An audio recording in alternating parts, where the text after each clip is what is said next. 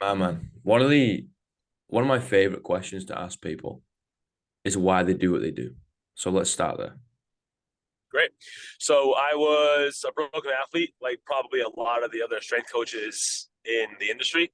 I was a Division 1 pitcher, and I had two labrum surgeries on my left shoulder. And growing up, I was not in the strength and conditioning world at all. I was first introduced to strength training really in college, my freshman year. So, and by that time, I was already injured, but didn't know it yet. I was kind of naive, thinking that there was nothing wrong with my shoulder.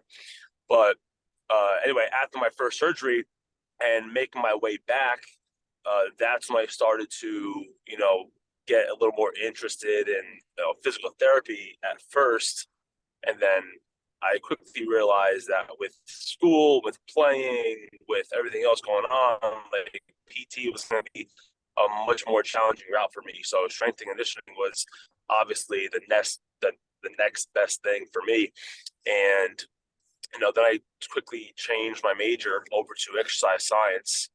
And mainly the reason why I got into this was I didn't have that guidance, growing up. And I wanted to be that guidance for the next generations of athletes that were coming up. For sure, man. Don't you think it's wild how people can get to college or university level, right? And never really been coached in a weight room. It's really weird because I still see it now, even though we have so many more resources. And Yeah. I was at the University of Arizona, which is at the time it was Pac-10, but right next to like SEC and ACC, it was some of the best baseball in the country, and they had won the or gone to Omaha College World Series a couple years before I went there. So it's a top of the line program, and I was able to get there without you know really stepping foot inside of a gym. And had I done that, who knows? I may have not gotten injured, or I may have gotten drafted out of high school. But regardless of what could have happened, I always tell parents or athletes that ask about my history if if I regretted anything, and I think I'm where I'm supposed to be. I'm supposed to Yeah. be in the weight room. I'm supposed to be, driving to New York and back. I'm supposed to be doing this to help these other athletes that honestly, dude, they're way better than me. I was good, but they're way better than I was, and I enjoy this honestly way more than I enjoy what I enjoyed playing. Yeah, man. You can't get caught up in that mindset of like, what if? What if I would have had a little bit better guidance? What if we had better facilities? What if I trained a little Mhm. bit earlier? What if I didn't get injured? It's one of those things where you're just gonna build yourself a rabbit hole and chuck yourself in. I do the same thing about concussions and injuring my neck and all that type of stuff. It's like, yeah, well, what if that never happened? You're like, well, it probably would have happened down the line. That was the end of your road, man. It's job done. Next thing, it forced you into a different position, right? And like you said, it seems like you're in the position you need to be in. Yeah, definitely. And for me, it was an easy transition from player to coach. I Yeah, know sometimes that isn't always the case, but I just took that competitiveness that I had as a player and just transferred it over to me as a coach. And I know sometimes it isn't the easiest thing to do, but I was okay with that part of my life ending and then starting this new journey of strength and conditioning and coaching and you know everything that involved that. So for me, it was good, um, but I know it sometimes isn't the easiest thing to do. yeah, that's a beautiful way of looking at it, man. Too many people I find after what should be a career-ending injury, they try and hold on, right, and swing that bat a little bit longer, a little bit longer, a little bit longer. And you're playing, you know, B team, Div 3, little league. Like what are you doing? Like you could be helping someone, someone somewhere else so much more than you're helping yourself because again, you're just digging yourself one of those holes. It's an early grave. Like, how about we look after our body a little bit? We transition out. You're not always going to play pro sport. That is the top of the spear. You're not always going to be frigging CEO. That's the tip of the spear. It's going to have to meander on down the river. It's going to have to change and flow, and like they all have their own purpose, right? And I think actively taking that hat off and putting another one on and be like, no, no, I'm going to pursue this coaching thing now and do this to my best of my fucking ability. That's cool, man. Like, I think that's the way we should go about things. I'm not saying we should quit early and be like, you know what, this I'm never going to make it. No, no, no. See it to the end. One of the greatest things I was ever told was see it to the end. Find where the end is, but you'll know. You'll know when the end's there, and you really do have a sit down with yourself and be like, you know what, I'm good. Like I've proven to myself this is as far as I was meant to go. I've seen it, mint. Now let's try and take some other kids a little bit further and take them to their end. I think that's a really good way of putting it, right? It's like you're not necessarily quitting, right? Because you're still giving it all you've got, right? You're still kind of trying to do everything that you can do to make your dream a reality. But it's it's seeing it to the end and then knowing and realizing when that end is and being okay with it, and then using your experience that you've gained to help others that come after you, right? There's this Yeah. one book, Necessary Endings, and I was recommended that book to me at that time, and it was an eye opener for me. My time with playing had come to an end, and I was okay with it. But now I had this new thing that I had. But what you said was a great little nugget of information, like seeing it to the end, and it's not quitting, but it's not it's the end of one thing, but it's a start of something even greater. For sure. It's a bigger purpose than what you had already thought that your purpose was. This is a greater purpose. As people now are coming to you and trusting you. I heard on a previous podcast, like they're coming to you and they're trusting their time into you, and Mm. that's a huge thing. It's a huge emotional thing. It's spiritual. You connect with people and help them realize their potential and help them achieve their goals. It's way more rewarding than you doing it personally in a lot of ways. Yeah, I think so too, man. I think so too. What's the biggest thing that coaching has taught you?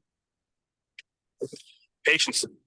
I think patience is a big thing that it's taught me with myself and with clients. Especially in the past couple of years. I think I've made my training and my clients' training a little more simple. I won't say basic because there's a negative connotation with the word Yeah. basic, but definitely more simple.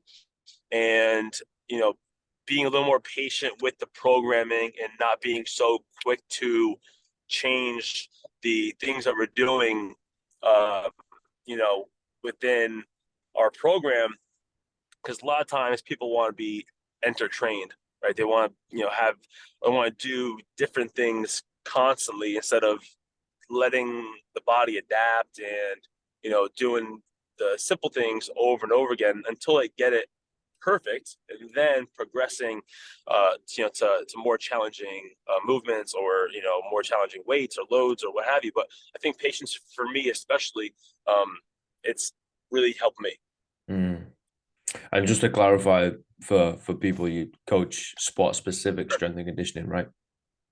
So I do both. I do Gen Pop, and I also do strength and conditioning for sport. The main sports that I work with are baseball, basketball, and lacrosse. I seem to have a lot of those three sports, Wow. with a good handful of soccer athletes. So that's what I typically, or that's what typically gravitates toward me. I have been working with the New York Giants past 2 summers with just mobility training, Hmm. because I teach a system called Stick Mobility, and I do their certifications. Hmm. So using that tool, I was able to get my way into working with the rookies when they come into camp. So I do the rookies for the New York Giants, and then that's the only real football thing that I have been doing. But yeah, Gen Pop and sport performance for athletes. What do you see the difference in needs um if, within GM Pop and sport specific athletes? the main difference that you see is, um, you know, explosiveness, or for athletes, they need to be quicker, bigger, stronger. Um, as far as a sport performance is concerned, they need to be able to produce force faster. I would Yeah. say that is the easiest way to put it. Gen Pop, they need to, a lot of times are just sitting all day. You just gotta get them moving. Like sometimes it really isn't um, that difficult, I would say, to give them a simple program. They just need to get in the gym and just start moving a little bit. Definitely the competitiveness for the sport performance side is a big importance as well. And it can be either in a group setting where they're competing against other athletes, or if you just give them some certain tasks and have them compete against themselves. But I think you mix in some competitive uh, tasks within the athletes workout more so than obviously the Gen Pop. Um, and then recovery and mobility, I think, is more important for your sport performance, but it's also important with the Gen Pop as well. Yeah, that's where they need the same things, but it's coming from different places, right? Like the recovery side, obviously from the sports side, they're getting smashed in the face. They are training out of their ears, and the recovery side from Gen Pop is usually they're stressed out of their bloody mind. They're not sleeping, they're sat down for 8, 9, 10 hours a day, and you're like, okay, cool. We got to recover the nervous system and the body this way, and rather than the other way for the specific sport athletes, right? And it's like, oh, hold on a minute. We kind of need similar things, but to varying degree. 100%. They both need to drink an adequate amount of water, right? So they both need to be hydrated. They both need the proper amount of sleep. Um, but like you said, they both kind of need the same thing. It's just like how much Yeah. of whatever they're missing do they need? Yeah, I would absolutely agree with that. Yeah. What you prefer coaching? Sport? Yeah, it's like saying which kid do you love more? It's different. The relationships that you build are different Yeah. from the Gen Pop and from the athletes, and you almost have to be a chameleon with how you interact with them as well. Um, I I typically gravitate more towards sport performance and the athlete, just because that's where I came from. That's kind of what got me into the industry in the first place. Hmm. So I definitely would have to say that I gravitate more toward sport performance um, clientele better than my Gen Pop. But I still Hmm. love my Gen Pop. Oh, for sure, man. Yeah. How For about sure. yourself? It's a How about great you? question. Like, I think we have to manage our expectations, right? Like, if we Hmm. thinking back, coaching, I coached a lot of swimmers over the years, a hell of a lot of swimmers. You know how you said about lacrosse athletes end up gravitating towards you, ended up getting swimmers. And it's like, well, you can, in a way, really lay down the hammer of, I expect this from you, and then we can talk, right? They're very disciplined individuals. I take my frigging hats off to people who want to come in and pursue this sport thing because it's a frigging career. But you're pursuing a career when you're a kid, right? And then you've got to juggle skill and socialize in whatever capacity, and they're still growing physically, right? And I'm like, okay, cool. Hmm. So your intention has to, or your expectation has got to change. And when you have the general population, again, that's got to change too, because they change on a dime, mate. Like Monday, they could be fantastic. And Tuesday, they come in and you're like, what happened to you, mate? I saw you like 19 hours ago. Like, what's going on? They're like, oh, I don't want to talk about it. Oh, I'm fine. That's so true. You're like, holy shit. Okay, cool. I was gonna get you doing all these 5 points, but fuck that. Let's just move around, and maybe like That's so true. it's that expectation, man. You think you And know that's people? yeah, Fuck, try and coach. they can have their best day on a Monday, and then you're right, come in on Tuesday and just be a completely different person. And that's kind of also what I learned. When you come in, when you first start training, you get really excited, right, to start coaching, and you have this whole program laid out for your clients, and then they come in and they're like, "Well, I hope I don't have anything lower body because my knee is jacked up," and then planned was a whole lower body workout, and you're like, "Okay, well then scratch that." Let's completely go back to the drawing board and see what we can do. And then that's it with sports too. Now it's so much with all of their training, with their skill work, and all the games and the tournaments, all these college showcases. I've been saying for the past year or 2 years now, there's really not much, if at all, in off season. So like more so, it's just me communicating with clients when they walk through the door. It's like, how are you feeling today? And then Yeah. I use that information and I use what we have planned. And then if we can continue with the workout that we had planned, great. If not, that's fine too. But you always have to be able to have alterations in your back pocket if you need to. For sure, man. You have to be able to rudder adjust on the fly, right? Like Hmm. that communication piece with the individual in front of you, not just looking at them as an athlete, right? Of like, no, no, no, you're young Jimmy, you're Daphne, you're Sarah, whatever. And you're like, cool. Now I have to be able to rudder adjust to the energy that you're pulling in through the door, and maybe you're limping slightly, but you've told me that you feel great.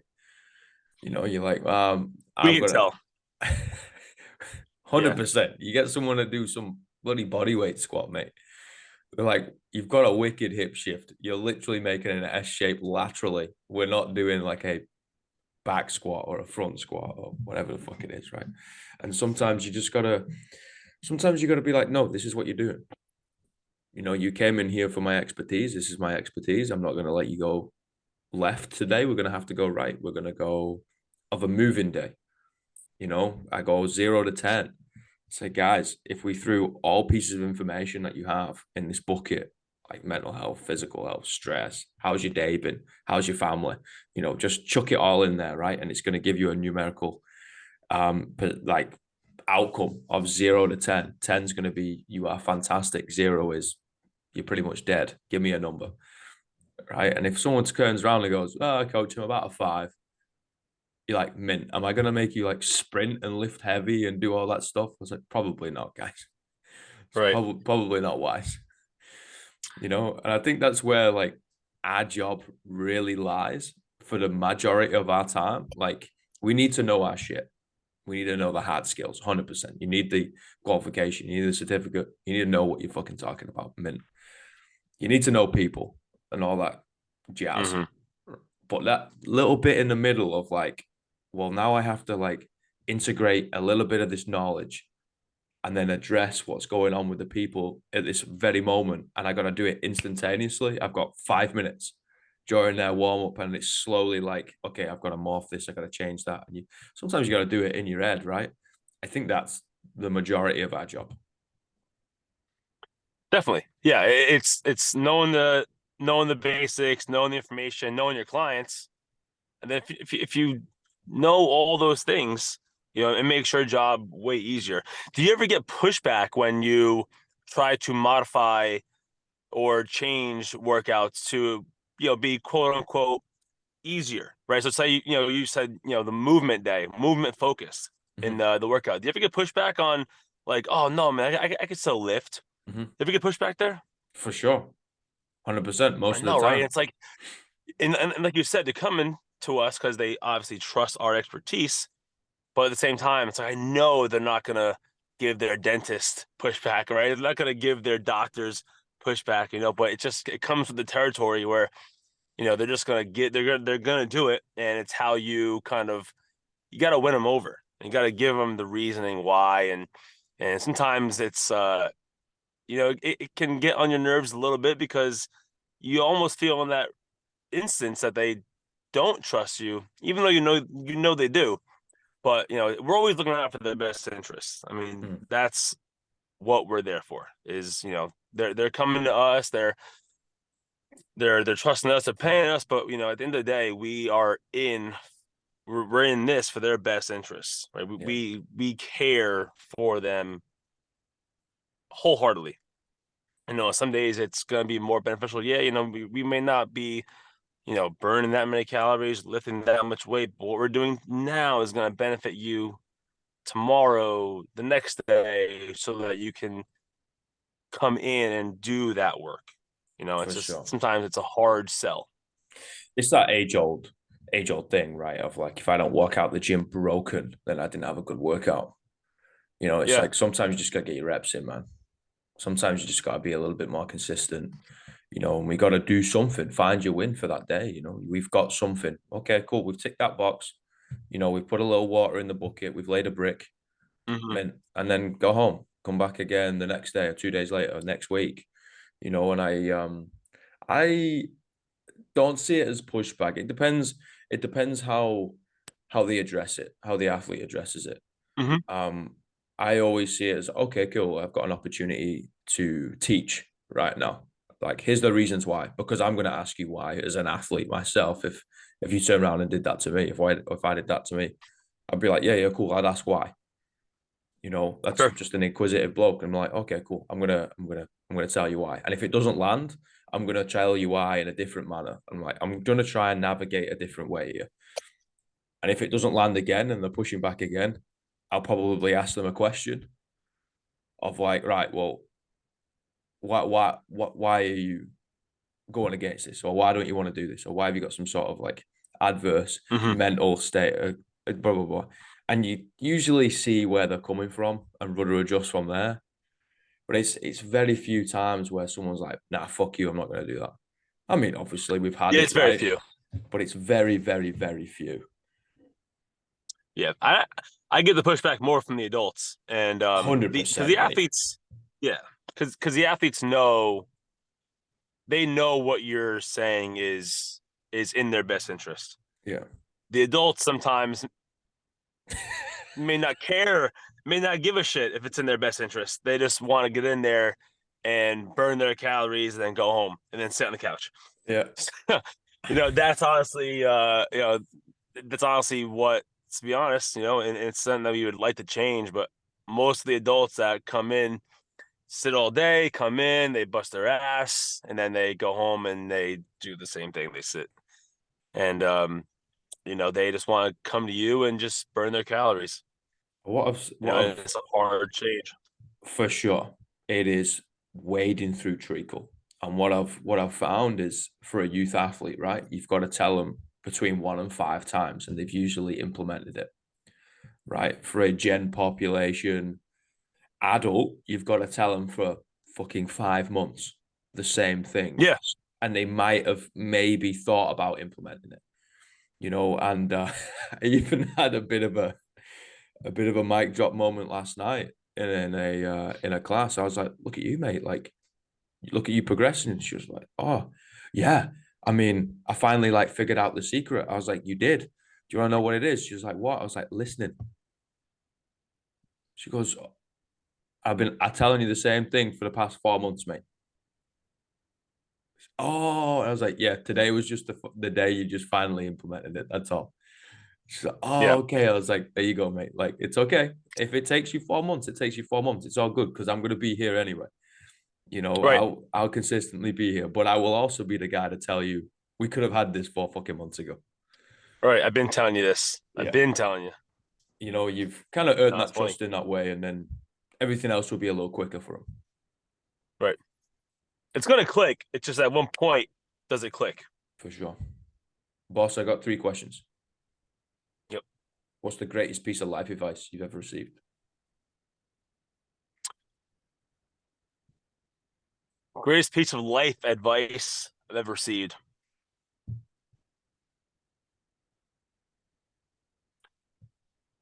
My mentor just, a couple years ago, um, I think I was comparing myself to a lot of the other people that I was seeing in the industry, and people that were either my age or a little bit older than me, and I would I was starting to compare myself to either where they were at that point in time, and he just told me, like, keep my head down, keep your head down, keep working.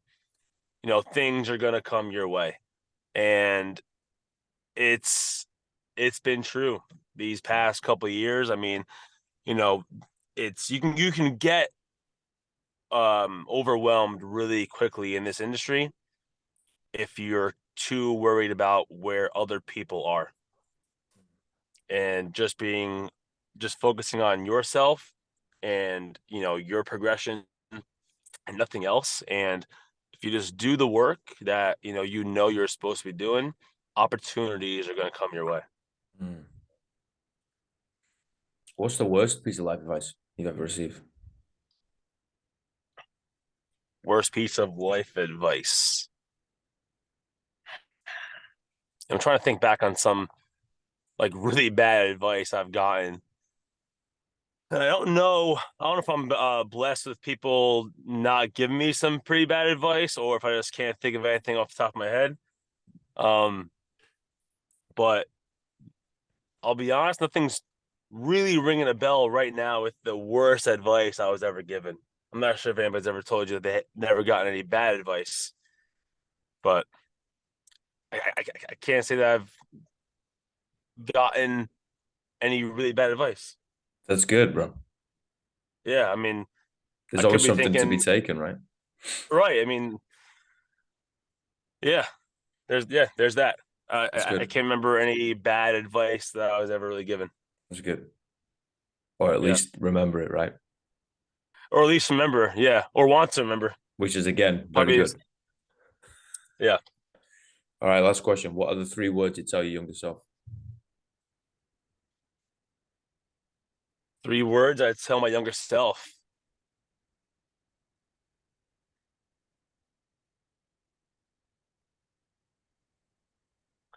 It's more than 3 words. It's this too shall pass, and I heard it Mm. in it's 4 words. 4 words. One more is one extra word is okay. But this too shall pass.